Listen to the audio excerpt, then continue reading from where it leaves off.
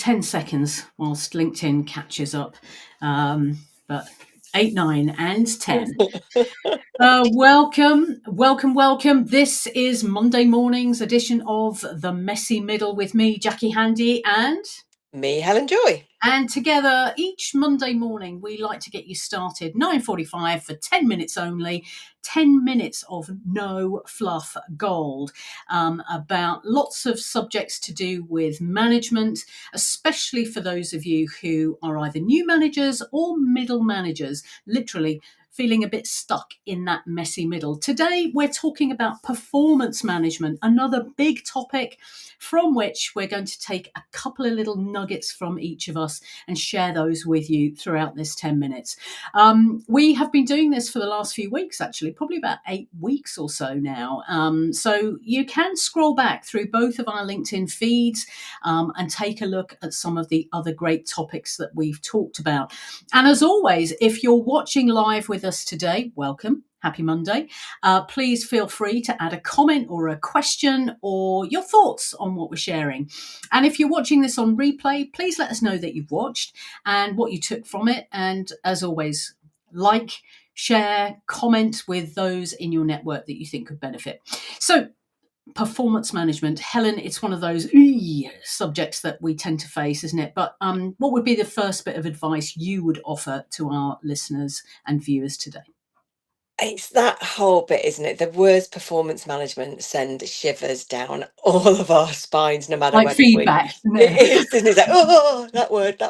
And I think I've spent the past 20 years trying to change the perception of performance management. It's not just about underperformance. It's not just this is what we do to the people that aren't doing their job well. Unfortunately, in a lot of organizations, that's how it's treated and that's how it's utilized. But performance management is for everyone. As a manager, and especially as a new manager, you sometimes don't feel like you want to use that phrase or those words with your high performers. But actually, how did they get there? You know, they need performance managing just as much as the underperformers, just in a different way. Because managing performance is just about making sure that people are doing the right things to get the right level of performance. So making sure that you recognize it's not just about underperformance, it is for everyone in your team. Yeah, I do think we sometimes overcomplicate leadership, don't we? It's no surprise we get sort of wrapped up in what we call the messy middle, really, just with some of these buzzwords. And when we strip them back to what they actually are, actually, as you say, quite agree, it's for everyone. Yeah, it's just about managing everyone's performance, right? So yeah, I love that. And I guess that sort of links to the first thing I would say is, with all of this stuff, if you're going to set standards and manage performance with all of your people, you also need to look in that mirror first and think, am I also role modeling the right behaviors here, aligned with, what we want to be achieving, but also, am I also committed to my own performance, and am I also managing my own performance? Ultimately, people copy what they see every day. You want to be making sure that you are absolutely rolling those standards and taking away the fear factor, right? That, like you said, Helen, it's just a normal part of the team process and the employee life cycle, really. So yeah, that's my first thing. Make sure you're also role modeling those behaviors. Absolutely. And I think the next thing for me is around, you can't manage performance if people aren't clear on what the expectations of good and high performance are. Now, Right. this is my absolute core of being when it comes to talking to managers about what they do. It is about clarity of expectations. Right. Do your people know what is expected of them? Do they know what good performance looks like? And not just, do you think they know? Not just, well, I've talked about it, I've told them, but have you actually agreed what that performance looks like? And have you got it back from them in their words and their understanding of, for this task, this project, this week, this day, whatever, this is what high performance looks like. These are the behaviors, these are the outputs. This is what we want to see. Because you can't manage anyone's performance if they're not sure and don't have that clarity around what it actually looks like. That's so true. And I'm reminded of a couple of things. The one is, that age old phrase of, if you don't know where you're going, you'll end up somewhere else, right? So if people don't actually know what those expectations are, how on earth can they follow that kind of guideline? So it's simple, but so often the simple stuff is what gets overlooked. So I think that's a really valid point. And I think the other thing that I would just build on with your point there, Helen, is, how do you know they know? Right? Because often I think we sit as managers and we say, well, yeah, I've told them, right? Or, yeah, well, of course they know what they're held accountable for. It's in the job description, or whatever. But I would encourage and urge people to dig deeper into, how do you really know that they know? And without patronizing people to say, tell me what your job is, or tell me what the expectation is. There are ways and means of getting that information and gleaning that information. Ignore it, folks, at your peril, because these are the basic things that will help set you and your team members up for success when it comes to performance and high performance. I think I would just add a final bit from me on that sort of next point, and that is, if in real doubt, not only go back to the message, but go back to your values.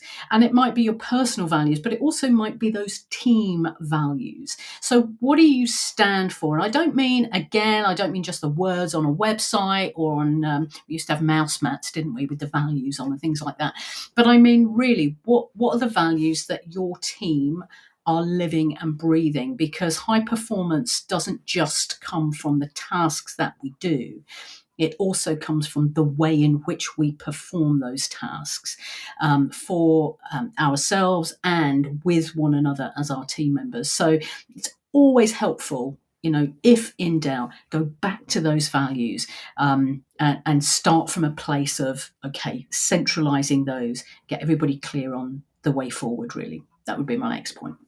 Yeah, absolutely. And I think it ties into the kind of final point for me, which is that performance management is different for every individual. Right. It is not these are the KPIs for everyone in this team, and they're all exactly the same, and this is where, this is exactly what you need to happen, because we're all different, we're all human, we are all at different places in our lives, different places in our careers, different places of experience, knowledge, all of those factors. And I think when we try and do it as a blanket, that's when it doesn't work, Mm-hmm. because 100% performance from one person is completely different to 100% performance with another person.